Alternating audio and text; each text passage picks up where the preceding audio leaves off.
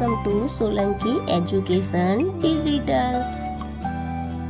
જો કે એક લારીમાં કેટલી ઈંટો છે 350 અને 3 કિલોગ્રામ એક ઈંટનું વજન છે। તો 0 45 15 5 વધી 1 43 9 ને 1 10 એટલે જવાબ કેટલો આવે આપણો આવશે કુલ વજન કેટલું થશે 1050 વજન થશે।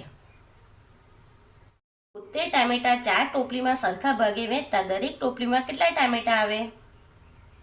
અહીંયા જુઓ કે 72 ભાગ્યા 4 તો પહેલા એક સંખ્યા લીધી એટલે 4 દુ 8 થઈ જાય એટલે 4 એકુ 4 એટલે 7 માંથી 4 જાય તો 3 ઉપરથી ઉતાર્યો 2 4 8 32 2 એટલે કેટલા આવ્યો જવાબ આપણો 18। આપણે 18 ટામેટા દરેક ટોપલીમાં આવે। ત્રીજું 64 મીટર લાંબા અને 36 મીટર પહોળા લંબચોરસ ખેતરની સીમાનું માપ શોધો। તો જુઓ અહીંયા આવશે લંબચોરસ સીમાનું ખેતરનું માપ બરાબર 2 વત્તા લંબાઈ વત્તા પહોળાઈ 2 64 વત્તા 36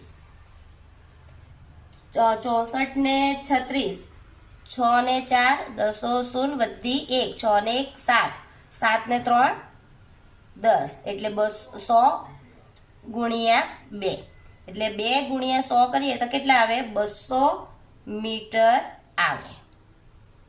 આપણે જવાબ 200 મીટર સીમાનું માપ થાય। ચોથું ગુલાબના એક હારની કિંમત ₹58 હોય તો 25 હારની કિંમત કેટલા રૂપિયા થાય?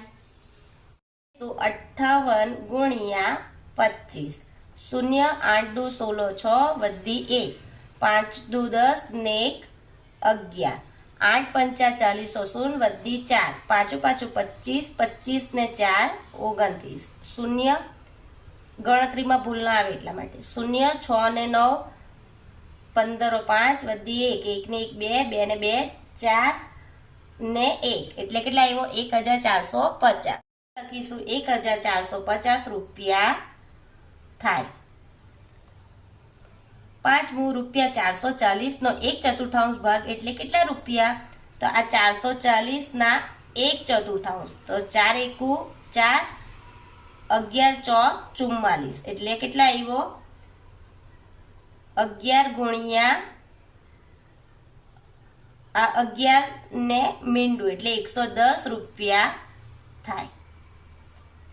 છઠ્ઠું 50 મીટર લંબાઈ વાળા ચોરસ બાગની સીમા માટે 3 હરોળવાળી કાંટાની તારની વાડ કરવા કેટલો તાર જોઈએ?